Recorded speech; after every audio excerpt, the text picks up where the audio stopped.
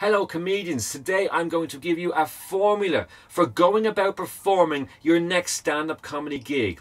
How much material do we give our audience in order to turn them on to what we're about? And how much material do we deliver for our already existing fan base? It's a very important question. It changes most of the times we go on stage, and in this video I will give you all of the thoughts on it and how to go about using it in your next stand-up comedy performance. Let's get this one started.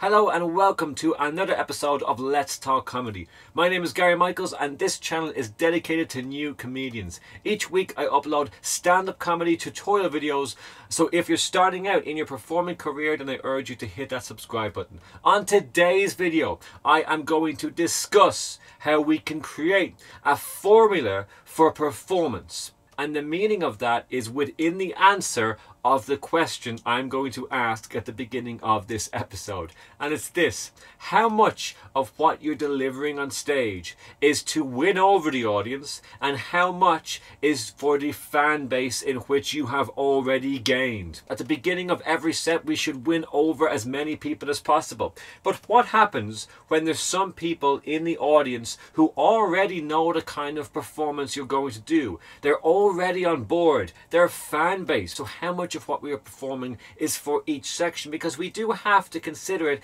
to be different sections. The people you win over, you want to win over with quick, punchy, fast-paced material, much more accessible material. And then, of course, the more they laugh, the more open to understanding a deeper message you are going to be sending to your audience. And if they're open to that message and they remember it from the previous time you performed, that is a fan base. That's a person who's really on board with what you're saying. And perhaps you can go deeper level with that person than you can with someone who hasn't heard your material before. But how do we go about doing this? Well, here's one answer, and of course there's many ways of going about this, but here's the most traditional way in which this is done.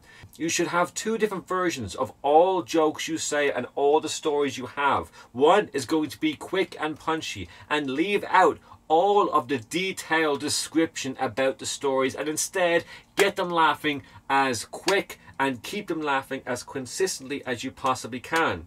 And then there's another version where you might, although you're keeping the punchlines in there, you are delivering more of your thoughts and your opinions on the topics that are interest to you.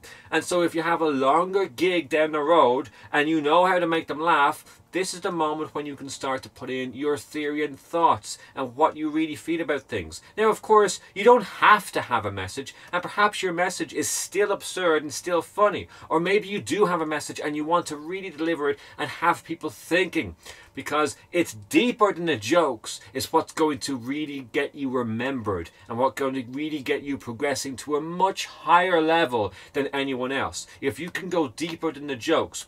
But how we do this is we need to be careful with the audience and know when people are trailing off, losing interest, and not only bring them back, but also while we're bringing their interest back, keep the people who are on board and going in the right direction. As always, if you're enjoying the content, smash that like button. Let me know you're out there. It really means a lot to you watching it and enjoying it and using it, which is most importantly. Go ahead, smash that like button right now. Let's get on with the video. And of course, the formula in which you perform, how much is going to be for an audience who don't know you, how much is going to be for the audience you have now won over, that is going to change depending on the night. There's no one correct answer. It's up to how you determine your set is going and how you can figure out how many people need to be brought over with more accessible material, and then if they're on board, give them the deeper stuff, give them the longer, more detailed description stuff. And it's back and forth,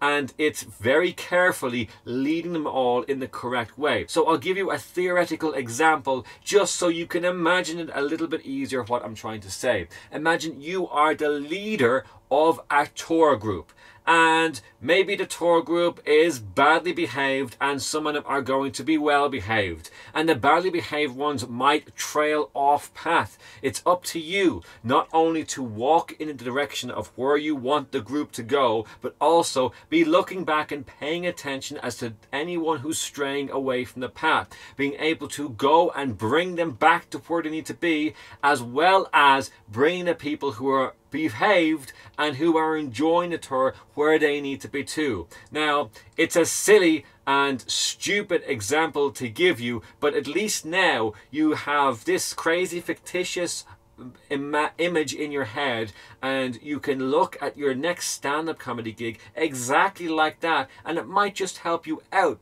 Imagine the people who aren't open to what you're saying as simply people who would trail off if you're bringing them on a guided tour, and ask yourself, what can you do? What would you do in that scenario in order to bring them back? Well, that is why I'm telling you to have two different versions of what you're saying.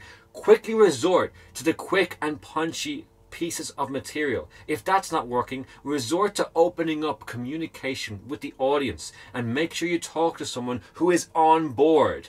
By opening up dialogue with the audience, it wakes everybody up. They're all paying attention now because they want to make sure if you speak to them next that they are awake and can respond, and everyone's not going to laugh at them. It's a really nice, fun way, and by making sure you speak to someone who is enjoying the set, they are spreading around their enjoyment to everyone else, and you can have a good back and forth where you still remain leader of the pack, and whenever you want, you go into the next topic you have, you go into the next joke you have, hoping that that little bit of interaction has woken up and spread positive energy over to people who might not have been enjoying the set as much as you would appreciate them enjoying the set. There are many different ways in which we can wake up a few people and bring them on board, and of course you are going to experience this as you progress in your career, and there's going to be things you like to do to get everyone on board more so than other things, and they all come back to the basics.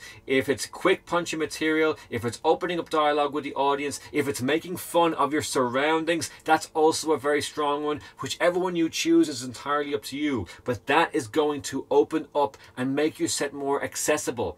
And then once you have everyone back on board again, you can go back into your longer detailed stuff. And so the formula is always changing. And at a really great gig where everybody is on board and you've worked hard at the beginning to win them over and express a little bit about yourself and they're on board, well, perhaps then you can do 80% of your material is all the detailed stuff that you really get to express yourself, and the 20% is just making sure that everyone is still on board. At a tough gig, you might only do 10% of detailed material, if any at all. It's very common at a tough gig to go on stage and just do the quick punchy pieces of material, opening up dialogue with the audience, just simply getting to the end of your set, making sure everybody has a good time. Because I've said before, and you will see many times, at a hard gig, if you see a comedian getting on stage and immediately going in to heavy detailed description stuff, they are going to be lost. The audience are not going to be on side, and the comedian is going to be wondering why it didn't happen. You let too many people trail away from what you were saying, and they sat there politely waiting for the next act, or sometimes not politely waiting for the next act. So make sure that as a leader of a pack, you are being the leader of the entire pack and making sure that everyone is on board with what you're saying. If they're understanding what you're saying, do not leave them in the dark. Give them all a brief period of time with eye contact. Make sure that they know you are talking to them for a brief period of time. And if you have a moment with each and every person of that room, the energy will rise up even by default, even regardless of what you are saying, because you are standing in front of them as a proud, confident, capable leader, and you are discussing the material you want to discuss. You're getting the laughs, you're thinking entertainment first, and you're looking at them all in the eye for a brief period of time, and that is a recipe for success every single time.